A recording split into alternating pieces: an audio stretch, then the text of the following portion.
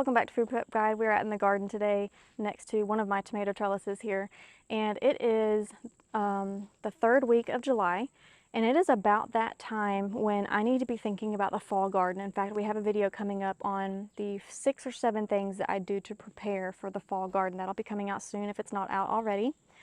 But one of the things that I need to do is I need to kickstart my tomato ripening process.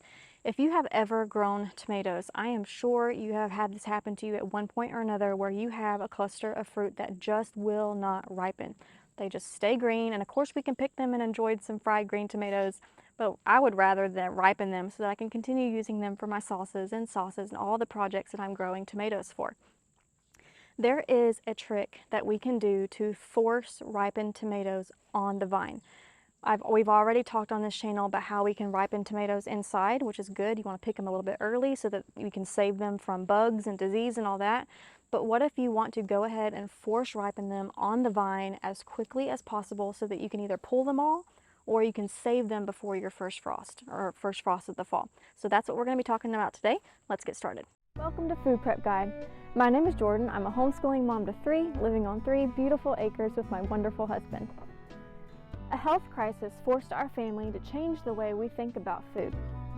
Unfortunately, it also put us in financial hardship. Thankfully, the solution to both challenges was the same: to live off the land as much as possible. For us, that means growing a garden, preserving the harvest, raising chickens, and cooking from scratch. It's definitely a family affair. And friends too. Meet Stacy, researcher, author, and lifelong learner. She entered the world of food preservation in the crazy days of 2020. She joined a gleaning co-op, and a local grocer offered her clearance produce in bulk, and so the adventure began. Together, we're reclaiming the old ways of food stewardship and teaching them to the next generation. If there's one thing you should know about us, it's that we love Jesus and seek to steward his blessings wisely. Our table always has room for one more, so y'all come join us. So here we are at the base of one of my tomatoes. This is one of my Brandy Boys. I have really enjoyed growing this tomato this year. But let's talk about how to actually force ripen the tomatoes, and then I'll bring you back and we'll talk about when you want to do this and why you might want to do this. So to force ripen your tomatoes on the vine, still outside, you just need to pull away any mulch that you might have, any weeds that you might have, and expose the bare dirt around the tomato stem plant here. And what you need is a shovel.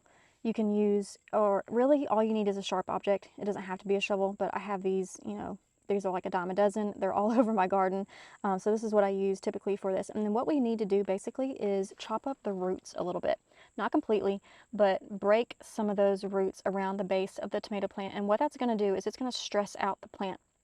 And when the tomato plant is stressed, it starts ripening its fruit. That's just what happens. If you have ever seen a bug nibble on your tomato plant, it can be the tiniest little bite, and the next day that tomato will be red, or 2-3 days later that tomato will be ripened, even though all the other ones are not. And that's because stress makes tomatoes ripen.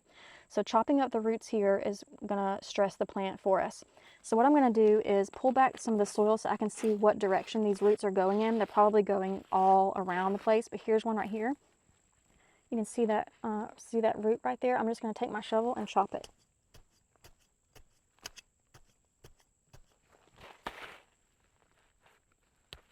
Okay, there's one. So I'm going to continue going and exposing more of the roots. Here's one right here. I'm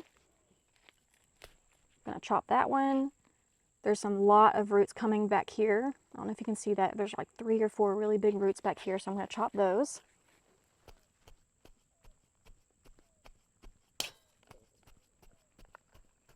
Okay, I'm going to look for some over here. I'm going to leave these ones in the back. I'm going to leave the back roots alone. There's a big one right here. I'm going to go ahead and chop that one. Make sure I chopped it. Yep, I did. Okay, so we are good to go. A lot of these roots are chopped. That's going to stress out the plant and give us what we need. Now let's talk about why you would want to do this. Okay, now why would you want to do this? There are three primary instances where I will force ripen my tomatoes on the vine. Number one is this time of year when I really need to get my fall garden going. In years past, I have not been successful with having a very large fall and winter garden, and that's because at this time of year in late July, early August, my summer crops are still growing strong, and I have a really hard time killing plants when they're still productive. And I have just kind of given into that feel bad about killing the plants and have not done it, and that means I don't have space to put in those fall and winter crops. So this year I am biting the bullet. I am doing it. I'm ripping out some of my summer crops a little bit early so I can do a great job of preparing the ground for a fall and winter garden and finally get some larger harvest of those favorite fall vegetables. So that's scenario number one. If you need space for your fall and winter garden and it's just time to go ahead and take out those tomatoes, that's when you might want to force ripen those tomatoes. Before I move on to the second and third scenarios, I do want to mention that this will kill your plant. Force ripening your tomatoes this way by chopping up the roots, the plant will die. It's not going to happen immediately because we are leaving some of those roots intact, but it's going to kill your plant. So you definitely don't want to do this unless you are ready to be done with your tomatoes. I just wanted to make sure and make that clear before we move on. So situation number two, when you might want to force ripen your tomatoes this way, is if you are coming up to your first frost date. Let's say my first frost date is in the middle of October. Let's say it's the first week of October. I can see in my 7 to 10 day forecast that we have a 32-degree temperature night with some light frost happening. Tomatoes cannot withstand frost at all, at least not in my area. If you have some frost protection, frost cloth, you might be able to squeeze out some survivors, but in general, tomatoes cannot handle frost. So if you have that first frost sneaking up on you and you still have clusters of green fruit on your vines, you can go ahead and do this and force ripen those tomatoes. You want to do it at least 5 days before if you can. Now I know that I'm sure there are plenty of you like me that the weather sneaks up on you and sometimes that just can't happen.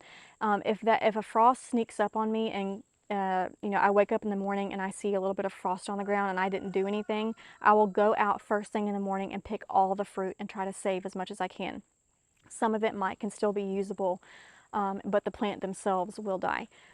So first frost sneaking up on you, that's another situation where you might want to go ahead and do this. Situation number three, when you want to force ripen your tomatoes, is if disease and bug pester is just too much. If they are threatening to take over your tomato crop, and you are in a situation where you're not going to get any fruit anyway unless you go ahead and kill the plant and force ripen your tomatoes, some tomatoes are better than no tomatoes. So that's another situation where you might want to do this. I did this one year when I had some fungus sitting in. My copper fungicide spray was just didn't seem like it was working too well. I didn't want to continue spraying it because we were at the end of the season anyway, so I just went ahead and did this and pulled as many tomatoes as I could. One quick note, in case you have missed previous videos about tomatoes and ripening tomatoes, we have talked before about picking tomatoes as soon as they blush. Blushing just means as soon as the slightest hint of orange or red hits that tomato, you can go ahead and pick it. Tomatoes ripen from the inside out, so if you see just a teeny tiny bit of blushing on the outside of the tomato, the interior ripening process has already started. So you can go ahead and pick that tomato, bring it inside, and it will ripen to a beautiful deep red right there inside near a sunny windowsill. Or just I have even had, there are times when I've had 50 pounds of tomatoes coming in all at once right before a frost, and I just had to pull them all at once and stick them in a box in my dining room. It wasn't even in a sunny windowsill, and they still ripened. So as long as that process is already starting just a little bit, you can go ahead and pull it. So when you are doing this forced ripening process, don't wait until they are ruby red before you pick them. When you do this forced ripening process, you want to go ahead and pick them at the first sign of blushing, and that's generally going to happen 2 to 3 days after this process happens. Sometimes I have had it go up to a week, and sometimes that's too late if you have frost coming or you have disease threatening. But just keep an eye on your tomatoes around that 2 to 3 day window and be watching carefully for the slightest sign of blushing. I don't even wait for red, I just wait for orange. That slightest bit where it is going from green to yellow to orange, that's when I go ahead and pick them. Okay, y'all, I hope that was helpful to you. If you are interested, we have a tomatoes sprout to supper guide where we walk you through the entire process of growing tomatoes from the seed in the ground to preserving and serving it at your table. If you're interested, it'll be in the link. A link will be in the description box below, and I will post it on the screen somewhere right about there. And we will see y'all next time. Bye.